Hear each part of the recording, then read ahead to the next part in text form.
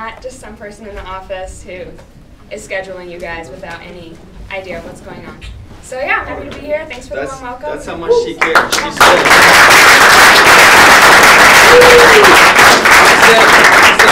how am I gonna schedule everybody if I don't know what they do? Yeah, I know you guys. Work with them. So now she wants to ref, so it's a beautiful thing. All right, great. A few other people. So we hired Jake and also Mike, who's not here, as our officials development specialists. So they are not only getting a little pay raise, they're pretty happy about that, but also they're kind of overseeing a lot of our behind the scenes in the office officials development pieces. So they're working on our trainings, they're traveling to different campuses, and they're really going to work with you guys on kind of like breaking down film, doing a lot of stuff that we've never been able to do before. So we're excited about that. And then also Abby, she's going to be helping them out as officials development manager, so kind of doing some of the same stuff. So let's give those guys a round of applause. So this is Jake's first crack at it today. He's prepared a lot of this meeting, so we're pretty excited about that. We'll see how the agenda is.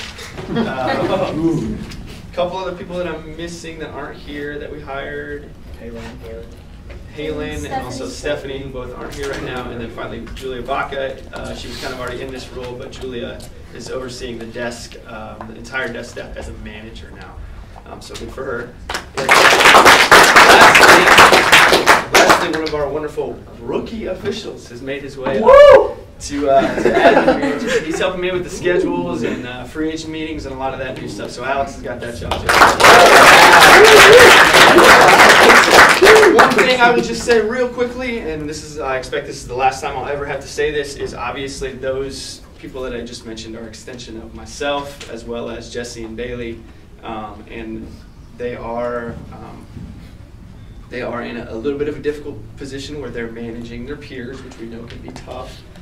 So I expect that the people in this room are just not necessarily taking it easy on them, but understanding their position, the role that they have to do, and the things they have to accomplish, and recognizing that and treating them as a subordinate when it's appropriate. Is that understood? I don't think it's going to be an issue. They're really good people, but they are going to give you some instruction on some things for the benefit of you guys. All right? Cool. Anything else with that? Nope. Soccer trainings. Is this me still? Yes. All right. Everyone got the email about trainings? Yes? Great. Did anyone not get that email? Okay, so we have trainings coming in for soccer and basketball. So traditionally, I've been asked, do I have to do soccer and basketball? The answer, if you are a rookie, which means you were hired to start this semester, is yes. I want you to do both. I want you to go through the training, learn both. You might find, hey, I'm a basketball guy, I don't really like soccer, but once you start doing soccer, this isn't that bad and I kind of like it. I'm getting more hours, I'm learning a lot of things. Two sports kind of have some similarities in the way they're played, so maybe I'm learning some things. I expect you to do both. Jason's shaking his head, but it's not true. Both games of flow. Is that understood? So rookies, you need to go to both. Okay? If you are a veteran, meaning that you were hired prior to the start of this semester, you may choose one or the other, but I need that communicated to me. I need that in an email, not after this meeting. I need you to email me and tell me, and then it needs to be approved by me. So if 30 of us decide we're only doing our one sport, that's probably not going to happen. We're going to be short-staffed. So I'm not going to approve everybody necessarily, but if you do want to do that, please email me and ask me, and I can approve that. If I have approved that in past semesters, please email me again. Okay? Sound good? All right. The trainings, we're good. We got the rooms. You guys all got that spreadsheet, so I don't need to talk about them because you guys all have that reference. It's on the Google site too. It's on the Google site too. Only one tiny thing I'll say is there's one training on there that's listed 7 to 8:30 at the downtown campus. I think it might have been soccer, might have been basketball, but it said 7 to 8:30, and that is 7 to 10. All the trainings are 7 to 10. So just use that as a rule. Sound great? Awesome. Just some general stuff. Shift responsibility. I know last week or the week before we had a couple issues with people showing up, people being a little bit lazy on their shifts, leaving before they're dismissed. Let's use what happened 2 weeks ago as like the last time that's ever going to happen. Get rid of that completely. Show up just like we're supposed to. Show up on time. Don't leave until your direct supervisors tell you that it's good to go. Ejection forms, always be as specific as possible when your supervisors are asking you about them. Making sure that you, like, we're all adults, you can use the cuss words that the mean people on the playground said, it's okay. We need that information. Mike needs that information to make sure that he's fulfilling the punishment that needs to be fulfilled for what they did and stuff like that. Phones, just to touch on phones, obviously we're not supposed to have our phones. I'm the worst. I always have my phone. I'm always looking at my phone, but even at work I try my best to not be on it, so let's keep that up. Make sure that's going through. In between games, we're not checking our phones. When we're doing stuff in the breezeway or in the equipment room, we're not on our phones or anything like that. Bailey and Jesse, Fear Farm. 21st, we're going to Fear Farm. We'll post something. We'll make a Facebook about it. But we went 2 years ago with the group, and we had a lot of fun.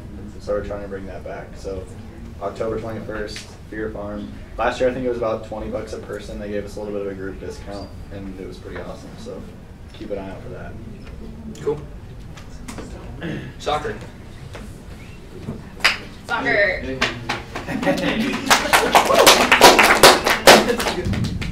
Yeah, okay, so I have the good. So we're doing a lot of good things with soccer right now.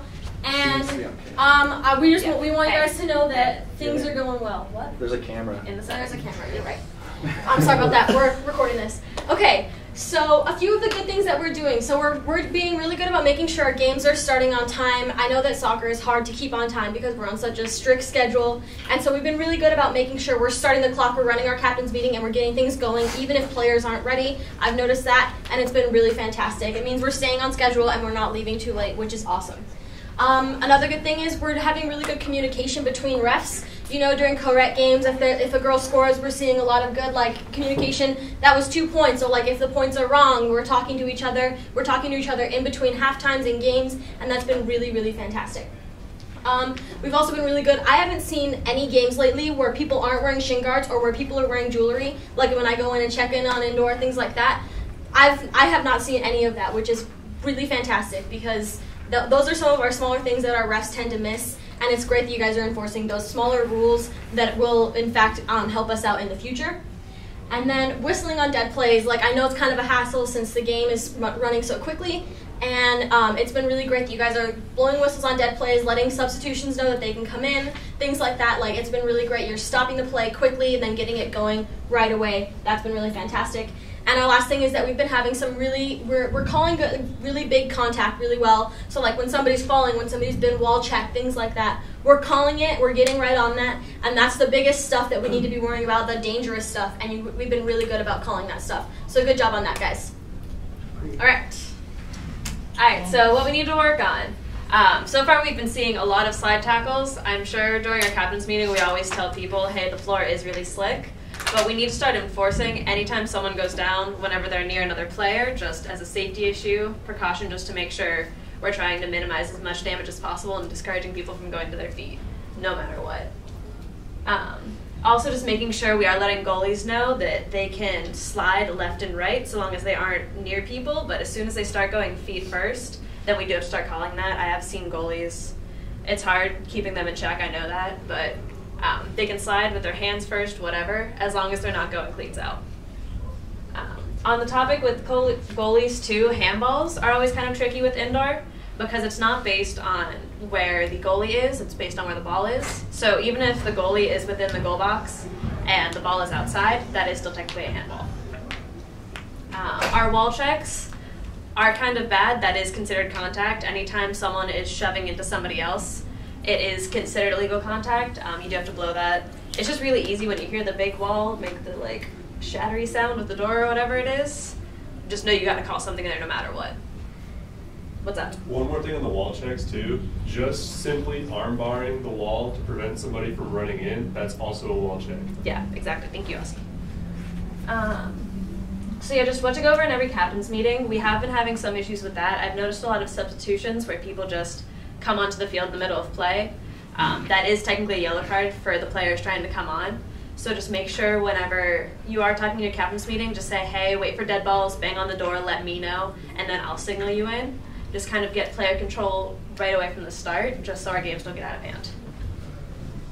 And then that just goes on the topic with game management. Just make sure we are, like Julia said, we are having good communication with our refs, but I have seen a lot of people at the tables too having their phones. So just when you are there, you have to be in check. Because there are only 2 of you, there's no one really to catch your mistakes until the players do, and they really don't like it when they see you on your phones. Other than that, I think we're doing pretty well in soccer. You guys agree? All right, awesome. Jason, do you have any comments? Anything you want to add? Soccer people, do you have questions? Soccer, It's your yeah. chance to ask. Soccer. Ask me questions. All right. Football, the good. Definitely compared to the start of last year when I first got here, or when I first started in football, contact line of scrimmage is getting called a lot more than I expected it to be. That's really, really huge because contact line of scrimmage is where most of the contact starts anyways. After that, it tends to build. So it's good that we're getting that out of the way early. Communication with players, clock, explaining the penalties and all that good stuff. I've heard the clock way more than I expected to, and that's awesome, especially going to other campuses and like hearing them give out the clock and comparing to you guys, how loud that you guys are. It's awesome. Explaining penalties is a huge one too because that shows that you guys understand what you're seeing and what you're calling, and when you can explain that to people, that's awesome, and we love seeing that you guys are getting in with that really early in the year. Just overall confidence, moving the pucks with confidence when you're enforcing penalties and moving the pucks up and down the field with confidence, all that has looked really, really good. Game management compared to week one, that kind of goes on with confidence. You guys definitely look like you know what you're doing out there, and that's half the battle right there. If you guys look like you know what you're doing, you're going to have a lot less questions from players other than the ones that like know the game by heart, but even then they're probably wrong anyways. No more than, you don't need to be more than, I would say anytime you don't need to be more than 20 yards on the field. Try and stay within 15 to 20, especially because you're the only one back there. So if there's a long pass play and they cross the goal line in the corner opposite of where you started as the back judge, where should you be standing when the ball crosses that goal line? Right in the middle of the field. Okay. Right about the middle of the field, right, because we took an angle, we can still see that. We don't need to be standing on top of them. But we can't be running straight backwards from where we're at. We have to engage towards the field, be close to the action. Make sense? Not that hard, right? It'll become a little bit easier once we go to 4-man too, because you'll be responsible for much less of the field. You'll have that help on the other sideline, so you can kind of relax a little bit on that. It'll be nice. Line judge hustling down the field for spots. So one thing that we've been noticing that I've seen in the super reports and stuff like that is our line judge is getting caught behind the play as opposed to being ahead of the play and then coming back for the spot.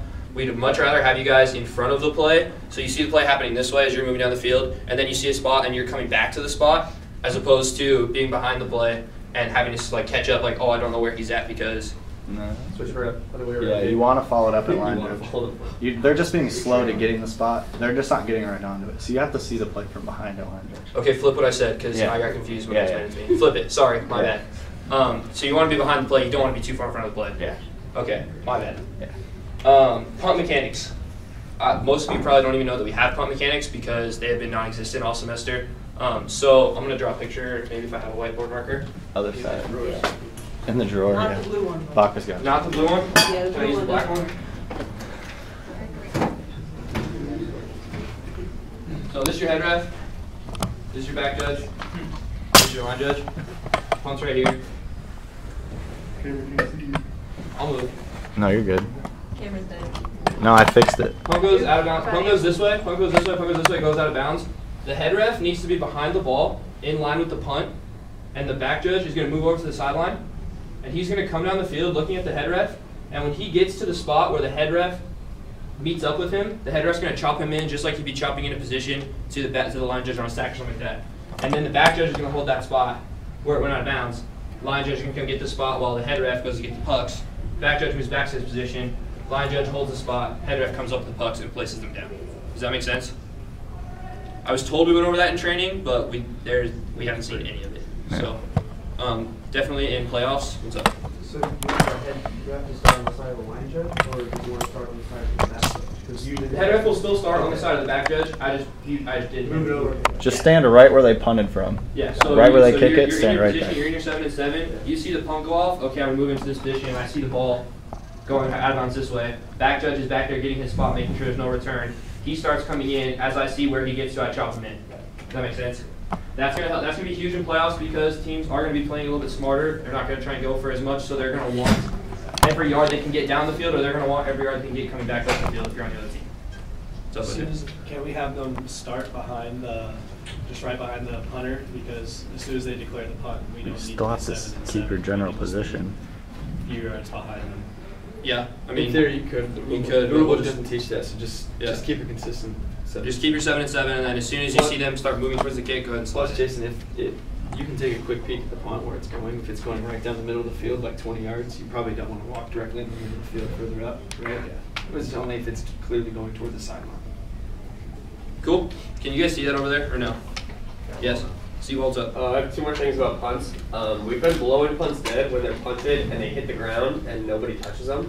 Like we call it dead right when it hits the ground. That's completely wrong because it's not a fumble or anything. Like that ball can be picked up and ran. So if it's kicked and it just hits the ground and it's bouncing and stuff, don't just blow it dead. The team can pick it up and run it, or the kicking team can come and touch it. What should they do? Right. So what does kill? Yeah, what should they do? What do you mean? What should What they do? Like you just offered them a problem, what's the whistle solution? on a punt? Max. A fair catch or on a fumble, or if he goes out of bounds. So a fumble, good. Obviously, if a flag's pulled, it goes out of bounds, good. A fumble, so if they muff it, if it hits their hands and then hits the ground, good. What else? Or if the punting team touches it. True. Touchback. Touchback, good. What else? Pretty much it. What if the ball stops? Yes. Yes. Yes, we'll blow it dead if it stops, it comes to rest. Good. Does that all make sense? Did you have a second thing? Yeah. And fair catch isn't a thing. So people can fair catch and they can run all they want. We don't call fair catches. We don't have those in flag football. Not a thing. So if you see someone fair catch, don't blow it dead. Because the whole point of fair catch is to avoid being blown up. For contact. We don't have contact. The other one with punting is we always tell people that they can't move until the ball's kicked. That's kind of right. The real thing is they can't cross line of scrimmage until the ball's kicked. So a team can technically have the snapper and everybody else backed by the punter snap the ball to the punter, and everyone can start running forward. And then once the ball's kicked, they all cross the line of scrimmage. Like that's really hard to do, and no one does it. So it's okay that we're telling people not to move because it makes our jobs a lot easier. But don't just make sure you don't blow it dead. Or if they do cross the line, just throw the flag and keep playing on. Because if they leave and then they have like a terrible punt and we just blow it dead, that gives the returning team like a disadvantage in that sense. So it's still a live ball. So just because a penalty happens, you don't have to blow it dead. So yes, still keep educating them not to move until the ball's kicked. Yeah. It's the easiest thing to say, but yes, he's 100% correct. So in that circumstance, would the penalty, like if we throw the flag and then the play keeps going, would that just be illegal forward advancement? It'd be. It's like an illegal motion penalty, basically. Illegal motion. So the play, they'll just have the choice at the end to accept or decline the penalty. Okay. 5 yards. Cool. Good on punts. Any other questions on punts? Cool. Communicating bumps at the goal line. We've been bumping for the most part, but the communication with our hand signals hasn't been there. So there's been instances where the back judge will bump back to the back line, but the line judge won't see that he's bumping, and they won't know. So they're still looking at the play, and they're not getting to the goal line like they need to be.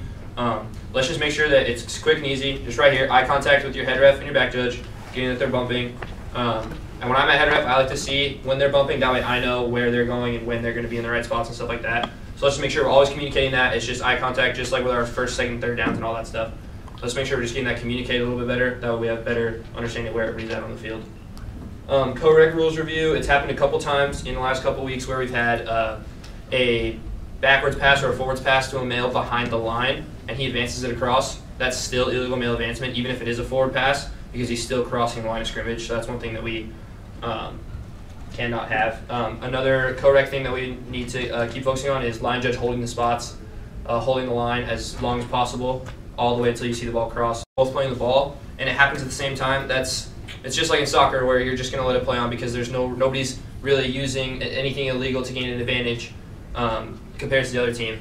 But it's situations where you have the defender running backwards, holding his hand in the guy's face, maybe not getting his head around to play the ball, stuff like that, like face guarding. That's going to start picking up a lot more because they're going to be trying to do everything they can to block the pass. So we need to make sure that we're getting face guarding and contact when the ball's in play. Another thing that's picking up a lot more is hands at the beginning of wide receivers' routes. So a wide receiver could be going off for a route, and you'll have the cornerback pulling up on him, and as soon as he gets equal to where he's out on the field, he'll start getting a hand up in his chest or something like that. That's 100% illegal contact. You'll see a lot of kids that look like they played football in high school that play defensive back, cornerback. It's called jamming. So they're starting to try and do that more and more. So we need to make sure that we get rid of that as quick as possible before it escalates into anything too physical. Legal hiking positions. This is something that Mike wanted to talk about, but he couldn't make it. So basically, he just explained to me it's okay if the center has a knee on the ground when they snap it. They can be beside the ball. They can snap between their legs. They can be on a knee snapping it. It doesn't make them down when they pick up the ball or anything like that. So Alex, can their foot be in front of the ball? No, and their whole body has to be behind the ball or even with, like, their front foot can be even with the ball if that's comfortable for them, but they can't be ahead of the ball. Don't let the ball on the cone. Yeah. What do you mean, like? The ball doesn't need. Yeah, it doesn't have to be on the cone. It can be to either side of it. It's not like you don't need to snap from the cone or anything like that. So up to you all. Okay, my bad. Any other questions regarding anything? What's up, Lathan? I just want to add some things. As far as like flagging, like one thing I've noticed as a supervisor and just even as a head ref is a lot of rookies and just people in general are afraid to throw flags because they don't know what happened. If you see something happen, you aren't really sure what happened, throw a flag and you can come talk to your head ref or another official, a veteran official who may know more. That's pretty much where we were going. Yeah. Yep. Cool. Any other questions? So Riley, is spiking it intentional grounding? No, because everybody's a legal receiver, so it's there's someone near him. The quarterback's eligible receiver. There's center. If you're spiking the ball, 10 yards, Riley. Yeah, if you're spiking the ball, there's if there's anyone within 10 yards of where you're No, but the quarterback could scramble back away from the play, be way more than 10 yards away from everyone, and spike the ball because he's about to get sacked. Yeah, that's intentional grounding. Yes. That's not what you just said. Spike the ball. I've never seen that. Can an opponent count as an eligible receiver? No, an opponent is not counted. Okay, we're getting off track. Done this point. Bailey, you want to talk about overtime? Yeah. All right, guys. So we're gonna run overtime in playoffs. We can't have ties because then no one moves on to the next round. So that's how that works. As for our playoff overtime rules, it's a lot like college football where both teams are going to get the opportunity to be on offense and defense. They're going to go into the same end zone, 4 downs to score. So basically, they're going to get one set of downs. They're going to start at the 10-yard line. If there's a penalty from like the previous play, that can roll over into this. If the team scores, the team has the option, but the next team has the ability to go for and match that score. So in the NFL, if one team scores, that game's just over. Out here in flag football, the teams have a chance to match it. So the offense will come out. They have 4 downs to try to score. If they score and then get their 1 extra point, they have 7 for that overtime. The next team will get their offensive possession. If they don't score, then they lose. If they score, get their extra point for 7, we move into another overtime round. If they were to score, go for 2, get 8 points, they would win. Is that cool? Does that kind of make sense how that works? What's up, Robbie? They could go for 2 or 3 things. Yeah, they could go for 2 or 3. Whatever the other team goes for doesn't matter. They have the option to just go for more. What's up? I'm going to keep going over this stuff, but that was just an intro of how it works. I'm going to get into more detail. But what's up? Okay. Okay, so it's going to repeat until someone ends up having more points than the other team after that. It's untimed, and they only get 1 timeout for the length of all the overtimes. So they get to use that in the first one. If they use it then, and if they're in overtime 6, they don't have anything to use. The teams don't switch sides. We pick an end zone when we do the coin flip. So we'll toss the coin. If the team who wins gets to decide if they want the ball or defense, or they can select the side. It's very similar to how we do our coin toss at the beginning of the game, and then the team who doesn't choose the ball or defense, they can choose a side, and then you just stay over there. If there is an interception, the defense cannot return it. It's just dead, much like an extra point, but they get the possession and they can go for their extra point attempt. You're going to be 10 to 12 yards down the field on the sideline, and you're always aware of the zone line to gain. The zone line to gain is your biggest priority. So if a team's on the 25 and you're 10 yards away from the line of scrimmage, your priority needs to be getting to the 40 and holding. When you get to the 40, holding that spot and waiting for them to cross the line and coming back to a spot if you need to. After the snap, you're going to stay wide. The sideline to your back is your entire responsibility, and you have the responsibility for the runners on your side of the field. You're always communicating with the line judge and on spots and backwards passes. So if you are able to see that pass is backwards, you want to call it back and all that stuff. And then if it's not, then obviously throw your flag. You want to keep the players boxed in with your other officials. The judge is going to start on the line to gain, and the back judge is going to start on the back line. Line judge will be on the line of scrimmage. So that means that the line judge does not need to bump with the back judge anymore because the field judge has that spot. Head ref will be where the head ref normally is. It's very important on this to notice how far the field judge's area of responsibility extends across the goal line. I'm talking like you're going to call 85% of that, 90% of that goal line. The only time the line judge is going to whistle that play dead that they were short is if that person ran out of bounds right in front of them, or there's just a mess of people and you're the only one who can see that D flag. The rest of the time, the field judge should be spotting the ball when you're at that goal line. So they're gonna be the one who initiates that. Like that's got to be the field judge. Like I said, like 85-90% of that line is gonna be you. So if you can see the shading right here, the vertical lines going up and down are the field judge, and they go all the way up to over here in this strip right here. Back judge has everything back here, and over here line judge has they're the diagonal lines coming across. So they have this little section right here, and then this middle of the field. Head ref has the whole. So if you're a line judge, only kill that if they step out right in front of you, and be super patient, just wait, and then if your field judge doesn't blow it, wait again, and then go ahead and kill it. But rely on your field judges for handling goal line and anything close to a line of game. So I just want to add something. The back judge is now like for goal line, they're gonna be at the end line. So what for fan management, like as far as Greek games and stuff, it's important to make sure the fans are back, because now you're right there. One, you got to have that free range of movement to get there, but then also, you know, it impedes on the players. They don't have as much room to work. So you guys have the power as, you know, officials to tell the fans to back up and move and give them space. So it's important that we use that set. Perfect. Back judge can also be in the middle of the field, like closer to the middle of the field as opposed to that sideline, because then say there is like a fade on both sides, whatever side they throw, then you can close down on that. So like say they threw it to the field judge side in the corner, as back judge, don't just stay on that end. You can move over to the field judge's side as the ball's in the air, so you can kind of lock down and close in on that corner to see if they're in bounds or not. Same goes for the line judge. So you're not restricted to that one sideline that we were talking about earlier. Like you can be close to the middle of the field, because your sole responsibility here is that back line to make sure they're in bounds or not. So feel free to move around. So you guys have obviously heard us meet them at the corner in terms of plays in the corner of the end zone. When it comes to the back judge and line judge, having a field judge, back judge has a little bit less responsibility on this side of the field because they have the field judge coming over to help them out on this side, and if they need to help them here. So you can meet two different people in the corner as opposed to having back judge having to come all the way across to meet with this line judge. Does that make sense? So let's talk about how we present that. Bailey just talked about being really patient. How important is that, right? Because we don't want the call where we're both making different calls. Exactly. So the easiest way to do it is Bailey and I are just making eye contact. Meet me in the corner. Yeah, we meet in the corner. Let's say there's a pass that comes right in here. Bailey's my field judge. I'm the back judge. It's right in that corner. I'm the back judge. I saw it was good. I'm going to come in. First of all, I want to engage on the play. I don't want to make this call from all the way out here, right? So I'm going to be kind of running in, kind of getting a better look, getting closer, closing down on it. And while I'm doing that, I'm going to be looking at Bailey. I'm nodding my head. I got to know. He's out on my side. And if Bailey's shaking his head no, then boom, Bailey's making that call, and we're both going at it together. From either official, they say no, we're automatically going here. Right. If we're both nodding our heads yes, okay, we're good. That's easy. We took our time, and we're both throwing it together, and it looks great. Yeah, get it in uniform. Like you want that accentuation at the right time. The bottom line is you don't have to make a signal right away. It's okay. This is where your non-vocals become huge. If you're here because of this, or if you're here because of this, either way, those things are huge. Because if I'm coming towards Nick and I see this, and I'm like, okay, he obviously didn't have possession of the ball.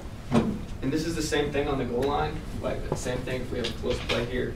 The line judge and the field judge need to be doing the same thing. If they're both engaging on the play and kind of coming in towards the middle, like if the field judge has a close call and it's like right here, is it going to be sold as well if they're all the way out here? No, I'm jogging in.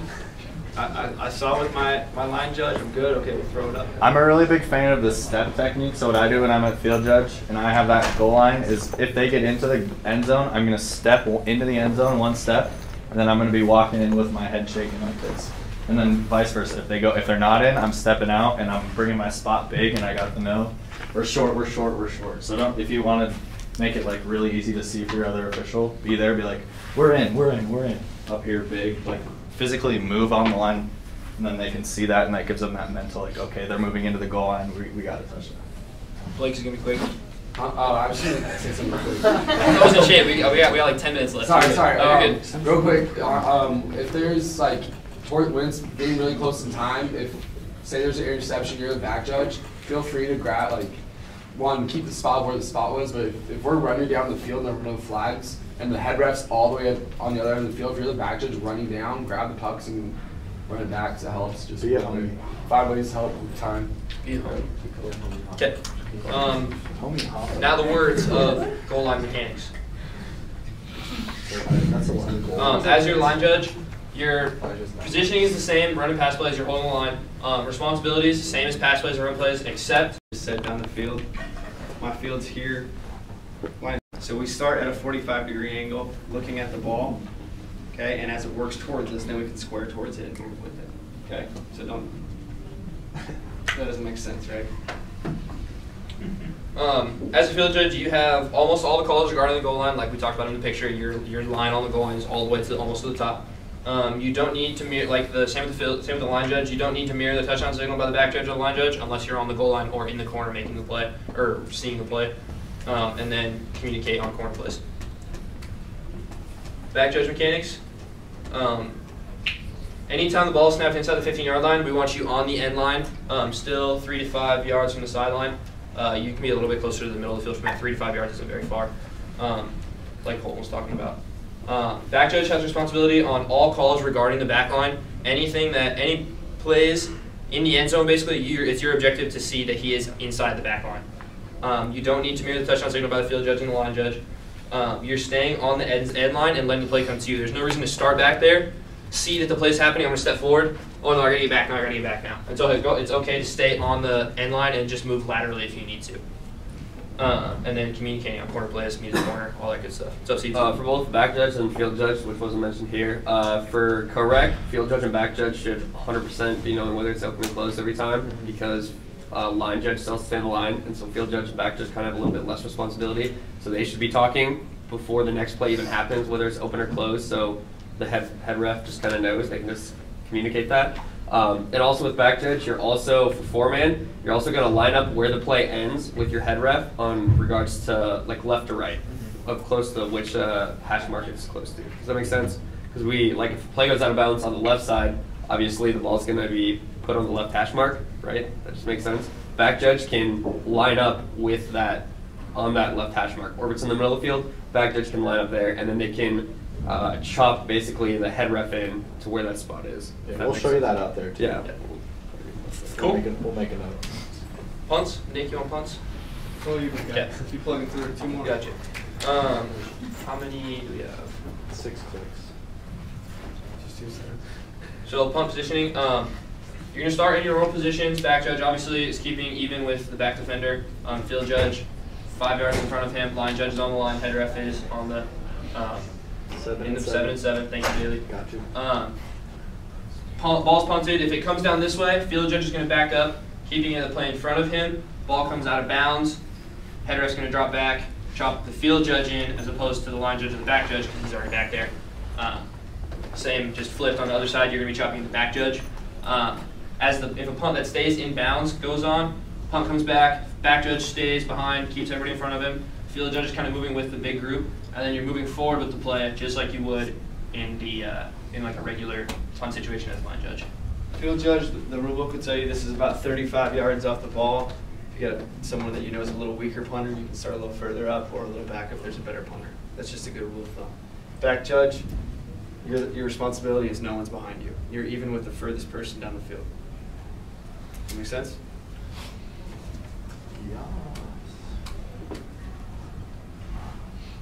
What Nick just said, move down the field 25, 30 yards to the sideline or opposite side of the line, judge, back judge. You have responsibility for your sideline. Nothing too crazy. Buckets. That's it. Is this